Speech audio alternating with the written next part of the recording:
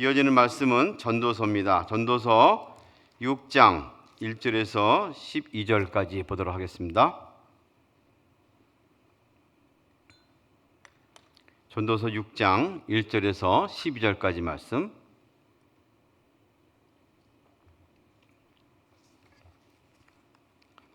한 절씩 교독합니다.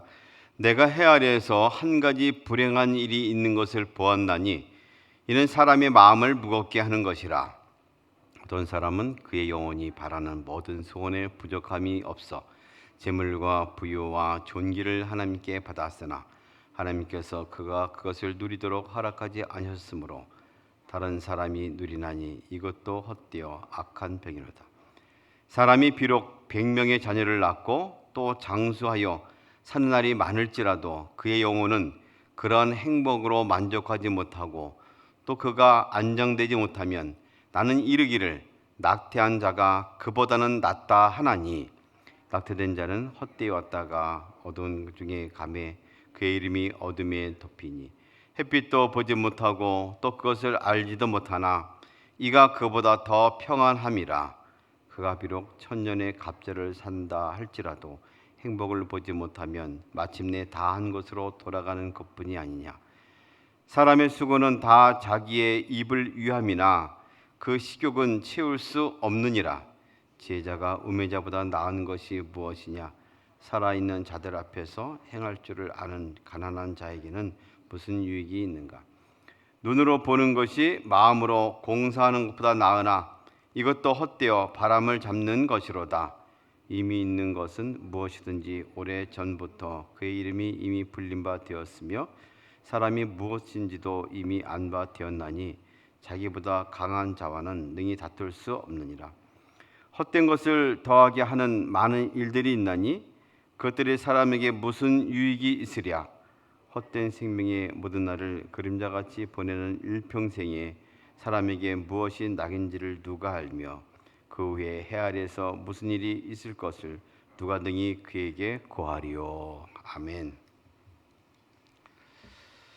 언젠가 멕시코 선교 여행을 마치고 미국 쪽으로 비행기를 타고 간 일이 있습니다. 지나가는 중에 밑을 보니 커다란 산맥 같은 것들, 울창하고 또 아주 광활한 그런 계곡이 펼쳐진 것을 보았습니다. 무려 한 40-50분간은 본 것 같습니다.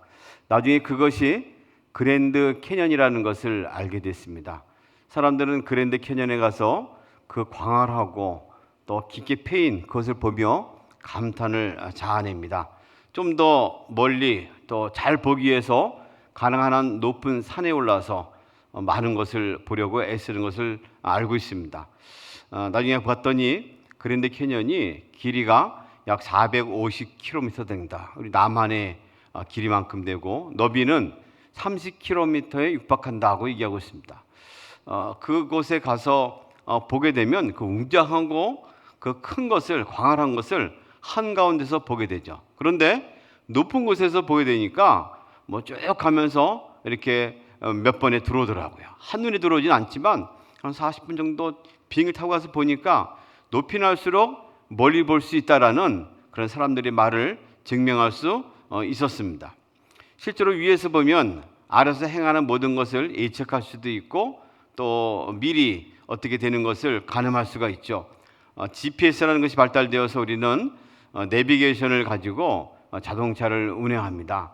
전에는 지도를 가지고 이 골목골목 또 빠른 길을 찾아서 고속도로를 헤매고 또 달렸지만 이제는 내비게이션만 믿고 가면 어디가 막힐지 어디가 좀 더 빠를지 다 알 수 있죠. 요인이 무엇입니까? 위에서 보기 때문에 그렇습니다. 위에서 보면 어느 차들이 한쪽으로 몰리고 어느 것이 원활하고 어느 것이 또 막히는지 다 미리 예측할 수 있게 되는 것이죠. 지혜자는 계속해서 해 아래 일어나는 광경에 대해서 표현을 하고 있습니다. 해 위에서 하늘에서 보게 되면 다를 텐데 해 아래에 있는 일어나는 일들 가운데 어떤 것들이 있는가를 말하는 것이죠. 어찌 보면 세상 안에서 세상 한가운데서 그것을 마주하며 자세히는 볼 수 있을지 모르지만 그러나 멀리 볼 수 없는 그 현실이 무엇인가를 말합니다. 그래서 그 결과는 이 현실 가운데 있는 것은 참 복잡하고 또 예측할 수 없고 또 힘겹고 어렵다. 그래서 그 모든 것은 허무다라는 것을 말하고 있죠. 오늘 말씀도 이어지는 말씀 중에 하나입니다. 내가 해 아래 이루어지는 일들을 보는데 역시 불행하고 사람의 마음을 짓누르는 무거운 일들이 있더라라는 것을 말씀합니다. 어떤 일이 그렇을까요? 한 예를 듭니다. 2절 말씀 보면 어떤 사람은 그 영혼이 바라는 모든 소원에 부족함이 없어. 그 영혼이 바라는 모든 소원에 부족함이 없다. 우리가 살아가면서 마음의 소원을 많이 빌고 간구하고 하는데 그 모든 것이 이루어진다면 얼마나 좋겠습니까? 우리가 흔히 기적이 일상이 된다. 우리 기적을 많이 바라고 있지 않습니까? 축구할 때도 우리가 기적을 일으켜서 16강에 갈 수만 있다면 또 기적이 일어납니다. 한 번 더 기적이 일어나서 8강 갈 수 있다면, 그러나 기적은 계속 일어나지 않죠. 정말 어쩌다 한 번 일어나는 것인데 이런 사람이 있을 수 있다 칩시다. 어떤 사람이 모든 영혼의 바란대로 부족함이 없이 소원을 이뤘다면 얼마나 행복하고 그 인생은 복되다 할 수 있을까요? 그래서 얻어진 것이 재물입니다. 부유입니다. 또 존귀를 받았습니다. 사실 사람이 살아가면서 재물과 부유와 존귀, 부와 명성 이런 모든 것을 권세를 얻게 된다면 이거보다 큰 것이 없을 것 같습니다. 우리 사람들이 바라는 모든 소원의 내용을 보면 거의 그 범주 안에 들게 되는 것이죠. 많은 것을 얻기 원하고 쌓기 원하고 안정적으로 견고히 하는 권세가 있고 또 그걸 통해서 사람들이 명예를 얻어서 인정받는다면, 사람들로부터 추앙받는다면 그보다 좋은 일이 없을 것 같습니다. 그러나 그렇다 해서 다 행복하느냐, 그 공식이 성립될 수는 없다는 것이죠. 왜 그럴까요? 그것을 하나님께 받았으나 하나님께서 그가 그것을 누리도록 허락하지 아니하셨으므로 많은 것이 있고 풍요하고 인정받고 명성이 있지만 그것을 누릴 수는 없다는 거예요. 많은 것이 있는데 누릴 수 없는 것이 가능할까요? 실제로 얼마 전에 제가 이가 좀 아파가지고 아주 맛있는 음식들을 먹을 수 있는 뷔페집에 갔지만 사실 그림의 떡이었습니다. 먹을 수 있는 것은 한정됐습니다. 좀 잘 썰어져 있고 또 이렇게 씹지 않고 먹을 수 있는 것들, 죽 종류, 그 많은 음식이 있었지만 제대로 먹을 수가 없었어요. 이걸 말하는 것이죠. 모든 소원에 부족함 없이 많이 있었지만 그걸 누릴 수 없는 여러 가지 이유를 얻어서 누릴 수 없게 된다면 이것도 역시 헛된 일이다고 말하는 것이죠. 그래서 우리는 사람이 이루는 모든 소원을 성취한다 해서 그것이 다 내 것이 되고 완벽하다고 말할 수 없는 세상 가운데 살고 있다는 겁니다. 그걸 누릴 수 있는 은혜를 있는다 하더라도 그것이 과연 풍성하게 끝까지 할 수 있는가에 대해서는 의문이라는 것이죠. 공식이 될 수는 없다는 겁니다. 그럼 또 장수하는 것은 어떨까요? 끝까지 살아남아 가지고 그 모든 걸 누리는 것은 어떨까요? 3절은 또 그 말씀합니다. 사람이 비록 100명의 자녀를 낳고 또 장수하여 사는 날이 많을지라도, 6절에 보면 그가 비록 1000년의 갑절을 산다 할지라도, 같은 말을 반복하고 있습니다. 1000년의 갑절이 2000년 아니겠습니까? 아마 이 말씀은 당대 최고 오래 산 사람이 무드셀라인데, 무드셀라는 969세까지 산 것으로 알려집니다. 거의 1000년을 산 것이죠. 그것의 2배를 산다 할지라도 그것이 사는 날이 행복으로 만족하지 못한다면, 또 오래 살긴 했지만 죽어서 제대로 안정되지 못한다면 무슨 소용이 있겠는가? 아무리 중간에 열심히 하고 애를 많이 낳고 오래 살아서 많은 걸 누린다 할지라도 그것이 제대로 영원으로 이어가지도 못했고 끝이 좋지 않았다면 무슨 의미가 있겠는가? 극단적인 비유를 들어서 그것은 낙태된, 사산된 아이가 더 낫지 않겠는가? 그는 차라리 모든 것을 보지 않고 어둠에 가서 더 평안하기 때문에 되지 않겠는가 하고 극단적인 비유를 들고 있습니다. 오래 사는 것이 얼마나 큰 행복인지 우리는 잘 알고 있고, 장수의 복에 대해서는 우리 특별히 한국 사람들이 더 많이 이 오복, 장수에 대해서 복을 누리고 있는데, 유대인들도 그런 배경을 가지고 있습니다. 장수하는 것들, 재물을 많이 얻는 것은 기본적으로 하나님이 주신 것이다라는 것에 동의를 하고 있습니다. 그런 배경을 가지고 말씀하고 있는데, 그러나 그것이 많이 있다 해서 반드시 다 행복하고 오래 산다 해서 만족할 수는 없다라는 것을 분명하게 말하고 있는 것이죠. 이런 것을 잘 깨달은 사람이 누굴까요? 욥이 그런 것 같습니다.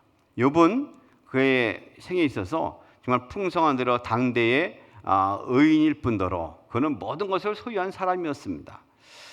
그러나 그가 하루아침에 맞닥뜨리는 많은 불행 앞에서 주저앉아 울지 않을 수가 없었고, 오히려 하나님을 원망하고 좀 죽으라는 그 아내의 핀잔마저 듣는 가운데서도 그는 결코 믿음을 버리지 않았습니다. 그는 고백을 합니다. 자기가 어머니 뱃속에서 빈손으로 나왔다, 적신으로 나왔다. 그 때문에 하나님의 모든 걸 주었기 때문에 찾아간다 한들 무엇이 다를 것이 있겠는가? 당연한 것이 아니겠느냐? 오히려 주신 분도 하나님이시고 가져가신 분도 하나님이기 때문에 자기는 주님의 이름을 찬양하지 않을 수 없다, 그런 말을 한 것이죠. 하늘의 은혜를 힘입어서 세상을 보게 된다면 이런 해석을 할 수 있게 되죠. 이어지는 말씀들도 비슷한 말씀들입니다.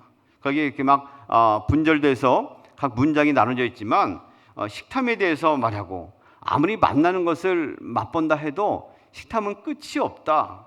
또 지혜자, 우매자, 또 가난하지만 체면을 차리고 예의 바르게 산다 해서 그것이 큰 무슨 유익이 있겠는가? 지금 있는 것들 새로운 것이 있다 하지만 옛날에 다 있던 것의 연장선상이 아니겠는가 말합니다. 강한 자는 다툴 수가 없게 되고 말을 많이 한다 해도 변화를 일으킬 수 없다고, 허무만 더할 뿐이라고 허무 시리즈를 계속 말하고 있습니다. 그렇습니다. 우리는 욥을 통해서 하늘의 지혜를 얻기를 원합니다. 위에서 보면 아래의 모든 것을 예측할 수가 있고 다시 볼 수가 있죠. 세상에 누릴 수 있는 많은 것들, 부와 또 명성과 또 소유와 더군다나 장수까지 누릴 수 있다면 이 땅에 주신 큰 복일 것입니다. 그러나 이것을 제대로 누릴 수 있는 것은 위에서 보고 아래로 볼 때, 아래에서 누릴 때 가능하죠. 우리는 특별히 그리스도인으로 부름받은 것을 특별한 은혜를 입었다라고 신학적인 어떤 이름을 지어서 부르죠. 특별한 은총을 받았다. 하나님의 사람으로 부름받은 사람들은 위에서 하늘의 능력과 하늘의 지혜를 가지고 세상을 보고 판단하고 분별하는 사람을 일컫습니다. 때문에 우리는 그 몸을 가지고 그 모습으로 살아갈 때 이 모든 것이 우리에게 은혜요, 축복이요, 만족인 것을 깨달아 알 수 있게 된다는 것이죠. 예수께서 오신 것은, 여호와의 말씀이 육신을 입어 이 땅에 거하셨다는 것은 은혜와 진리가 충만하신 그분이 우리 가운데 오셔서 세상 가운데 진짜 인생의 행복이 무엇인가를 알려주기 위해서 오셨습니다. 위에서만 보신 것이 아니고 직접 아래로 내려오셔서 한가운데 함께 하시면서 이 가운데 진정한 행복이, 참 축복이 있는 것을 말씀하셨죠. 너희는 먼저 그의 나라와 그의 일을 구하라. 그러면 이 모든 것을 너에게 더하시리라. 내가 아버지와 함께 한다. 너에게 진정 영생이 있음을 알게 하려고 내가 이때 왔다 하고 말씀하십니다. 시간적으로 오래 살고 있는 장수보다 영생의 복된 비결을 알려주셨습니다.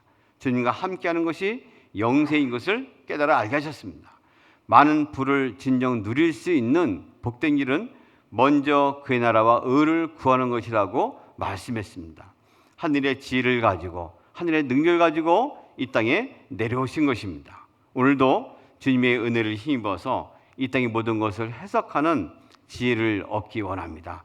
주님과 함께 살아가면 그것이 채소를 먹고 가난한다 할지라도 모든 것에 풍족하여 다투는 것보다 훨씬 낫다는 잠언의 말씀을 우리는 이룰 수 있을 것입니다.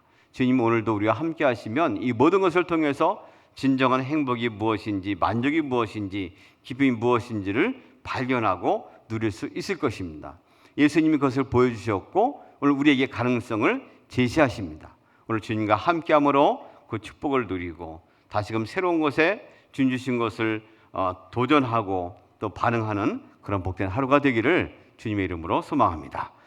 하나님 아버지 고맙습니다. 오늘도 우리 인생 가운데 누리는 많은 것들, 우리가 찾고 추구하는 것들이 주님의 은혜인 것을 깨닫게 하심을 감사합니다.